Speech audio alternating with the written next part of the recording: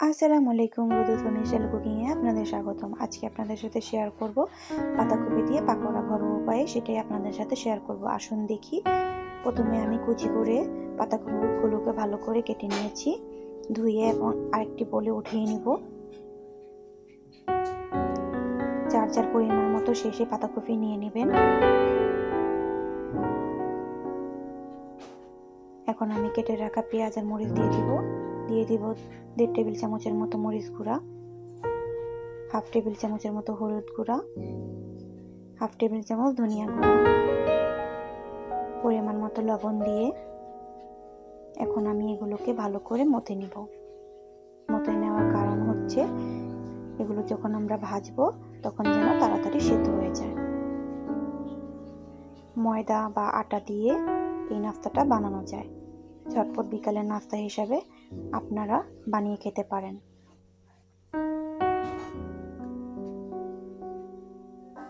আর বাচ্চাদের জন্য ঝাল বুঝে শুনে দিবেন। আমার আর একটু ময়দার প্রয়োজন হয়েছে, আমি খামিরটা বানিয়ে নিব মেখে।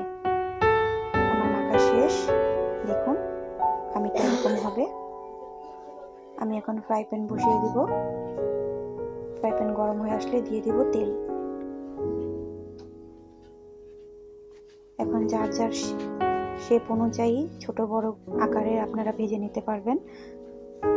বিকালের নাস্তা হিসেবে ঝটপট ভাবে এই নাস্তাটি বানানো যায় এবং মুচমুচে হয়, অনেক খেতে ভালো লাগে। এভাবে বানিয়ে খেয়ে দেখবেন, অবশ্যই আপনাদের ভালো লাগবে। এবং সোনালী আকার ধারণ না করা পর্যন্ত আপনারা এগুলো ভাজতে থাকবেন। ভাজা শেষ হয়ে গেলে উঠিয়ে নেবেন। এবং আমার রান্নার প্রসেসিংটি যদি আপনাদের ভালো লাগে তাহলে অবশ্যই আমার চ্যানেলে লাইক, কমেন্ট, সাবস্ক্রাইব করে আমার পাশে থাকবেন।